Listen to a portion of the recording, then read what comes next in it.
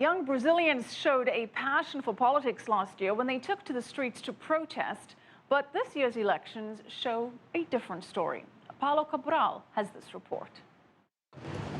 Felipe Braga is a busy teenager.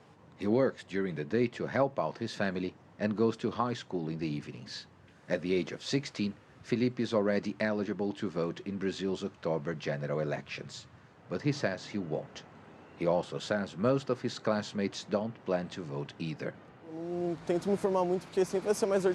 I don't even try to get more information about politics. It's only a headache. So far, I haven't seen any politicians I like. They speak a lot, but when in office, they don't do anything for us.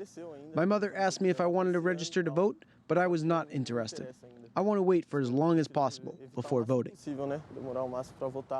In June 2013, Brazil saw its biggest street protests in decades, with thousands of people taking part all over the country.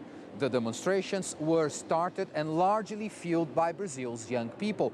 But this year, voter registration figures suggest widespread apathy among Brazilian teenagers. Voting in Brazil is mandatory from the age of 18 and optional from 16.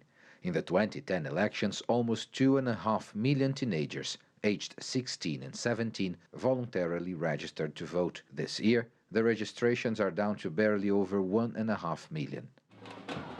In last year's protests, there were no political parties involved. In some cases, the crowds even turned against those carrying any kind of party symbol or wearing one. Analysts say many Brazilian young people don't feel the country's political system serves their interests.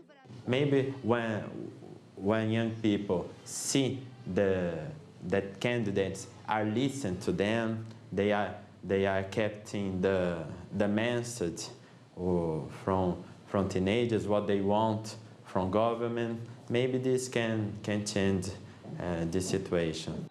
Last year, thousands of young people made it clear that they wanted deep changes in Brazilian society. But the voter registrations suggest that this year, many don't see the election as a way to make those changes happen. Paulo Cabral, CCTV, São Paulo.